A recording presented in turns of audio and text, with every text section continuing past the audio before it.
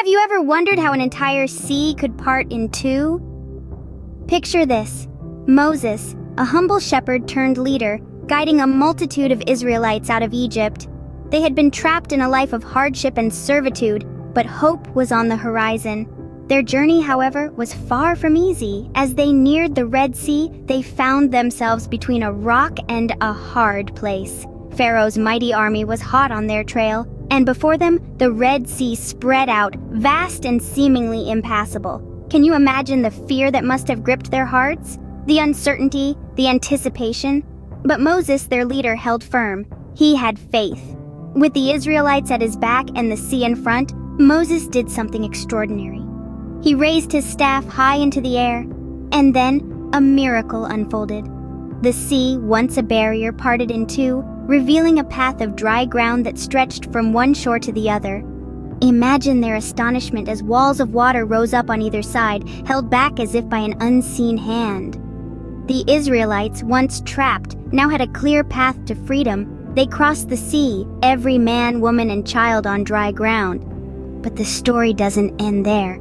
The Egyptian army, in their arrogance, pursued them onto the seabed. But as the last of the Israelites reached the other side, the sea returned. The waters rushed back in, drowning the entire Egyptian army.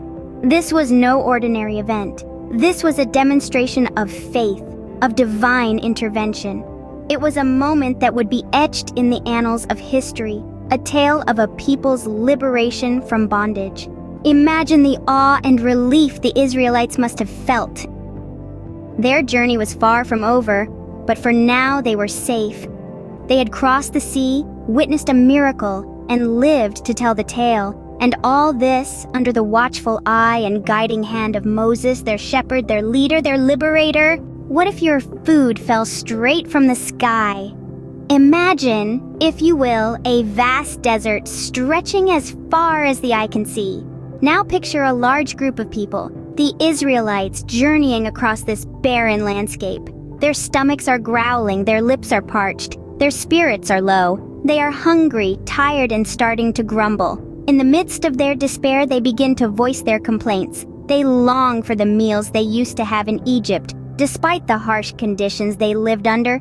They question their leaders, Moses and Aaron, doubting the promise of a land flowing with milk and honey. Now, let's shift our gaze upwards towards the heavens. Picture a response from the divine, a solution to the Israelites' plight. From the sky, food begins to descend. Not just any food, but manna and quail. Manna, a type of bread, and quail, a small plump bird. The sight of these falling from the sky must have been a spectacle to behold. The Israelites must have been amazed, their eyes wide with surprise and their mouths watering at the sight of this heavenly feast. Every morning, like clockwork, the manna would appear.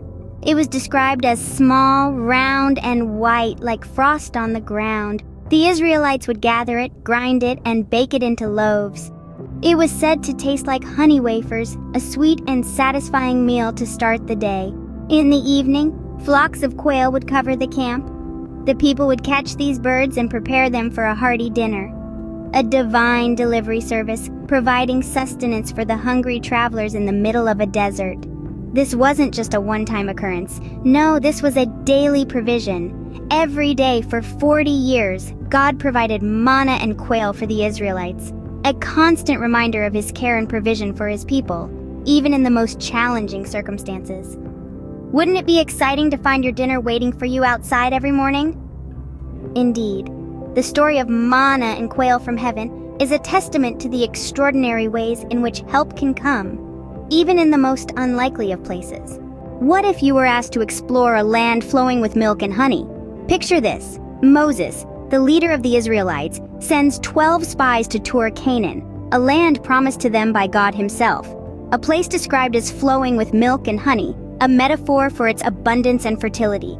These 12 spies, one from each of the 12 tribes of Israel, set off on their mission with hearts full of anticipation and a dash of trepidation. For 40 days, they traverse this new land, their eyes wide with wonder at the richness they find. They see vineyards filled with the largest grapes they've ever seen, fields rippling with golden wheat, an olive grove stretching as far as the eye can see. But along with the abundance, they also encounter the inhabitants of Canaan, and they are intimidating to say the least. The Canaanites are strong and numerous, their cities fortified and vast. The spies feel like grasshoppers before them. Upon their return, 10 of the spies report to Moses and the people, their voices quivering with fear. They tell tales of the land's abundance, but also of the formidable inhabitants, casting a shadow of fear and doubt among the Israelites. But 2 spies, Joshua and Caleb, see things differently. They acknowledge the challenges, but they remember God's promise. They encourage the people, saying, "Do not rebel against the Lord, and do not be afraid of the people of the land. Their protection is gone, but the Lord is with us. Do not be afraid of them." In the midst of fear, Joshua and Caleb choose to trust in God's promise. They show courage, not because they are unafraid, but because they choose to move forward despite their fear. They believe in a promise, a vision of a land flowing with milk and honey, a place for their people to call home. So always remember, even in the face of giants, trust and courage can lead the way. What would you do if your donkey started to talk? Imagine this, you're Balaam, happily riding your donkey on a journey. Suddenly the donkey veers off the path. You're frustrated, but then it happens again and again. You're upset, but you don't understand why your usually obedient donkey is acting so strange. Then, in the midst of your frustration, the unbelievable happens. Your donkey turns around and starts to talk. She tells you she's been seeing an angel blocking the path, an angel you can't see. You're stunned, of course. A talking donkey? An invisible angel? It's all a bit too much to take in. But let's pause for a moment here. This isn't just a story about a chatty donkey. It's about how sometimes God uses the most unexpected ways to get our attention. You see, Balaam was so focused on his journey that he didn't realize God was trying to communicate with him. It took a talking donkey to make him stop and listen. And when he finally did, he understood the message. The angel was there to stop him from making a big mistake. Balaam was heading down a dangerous path, and God, in his mercy, sent an angel to block his way. And when Balaam couldn't see the angel, God used the donkey to get his message across. Isn't that something? A humble donkey, not only able to see angels, but also gifted with speech just to save Balaam's life. It's a reminder that sometimes we need to slow down, listen, and be open to messages that might come from the most unexpected places. So, next time you're on your journey, remember Balaam and his donkey. Remember that sometimes God speaks to us in ways we might not expect. And most importantly, remember to listen. Because who knows? The message you need to hear might just come from the most surprising source. Next time your pet looks at you funny, maybe they have something important to say. Can you think of 10 rules that everyone should follow? In the heart of the story of Moses, there's a special moment when God gives Moses 10 such rules, known as the 10 Commandments. These were delivered atop Mount Sinai, a place of great significance and awe. The first commandment is, "You shall have no other gods before me." This means that we should always put God first in our lives. It's like when you're playing a team sport and everyone must focus on working together rather than seeking individual glory. The second commandment is, "You shall not make for yourself an idol." In simpler terms, this tells us not to worship objects or things, but to appreciate the world for its spiritual and moral values. It's like valuing a friendship for the joy it brings rather than the presents your friend might give you. The third commandment is, "You shall not misuse the name of the Lord your God." This emphasizes the importance of respecting God's name and not using it lightly or disrespectfully. It's similar to how you wouldn't want someone to use your name in a mean or disrespectful way. The fourth commandment is, "Remember the Sabbath day to keep it holy." This means setting aside one day a week for rest and reflection, a pause from our busy lives. It's like taking a deep breath after a long run. Then comes the fifth commandment, "Honor your father and your mother." This means respecting our parents and their wisdom. It's like listening to the coach's advice during a game because they have more experience. The sixth commandment is, "You shall not murder." This one is pretty straightforward. It emphasizes the value of life and our duty to protect and respect it. It's like knowing that it's wrong to harm others, even in anger. The seventh commandment is, "You shall not commit adultery." This commandment talks about the importance of being faithful and honest in our relationships. It's like keeping a promise to a friend, always being there for them. The eighth commandment is, "You shall not steal." This tells us to respect other people's belongings. It's like knowing you shouldn't take your friend's toy without asking. The ninth commandment is, "You shall not bear false witness against your neighbor." In other words, always tell the truth. It's like being honest when your mom asks who ate the last cookie. And finally, the 10th commandment is, "You shall not covet." This means we should be content with what we have and not desire what others have. It's like being happy with the toys you have rather than wanting your friend's toys. These 10 simple rules can guide us to be kind and respectful to each other.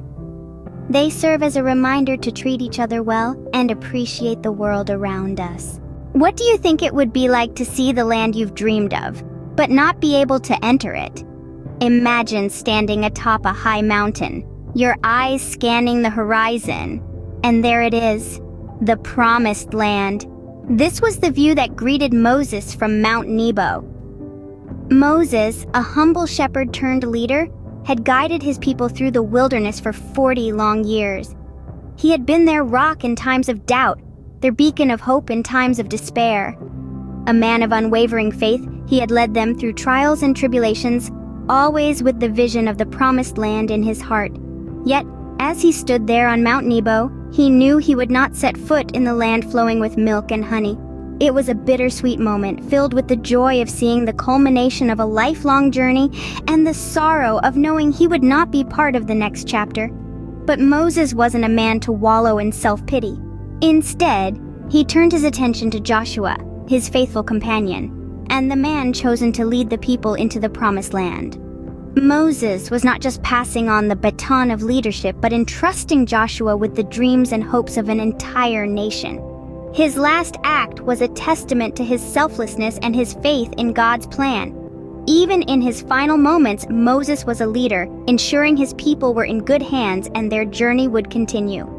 As the sun set, casting a golden glow over the Promised Land, Moses closed his eyes for the last time. His journey had come to an end, but his legacy lived on.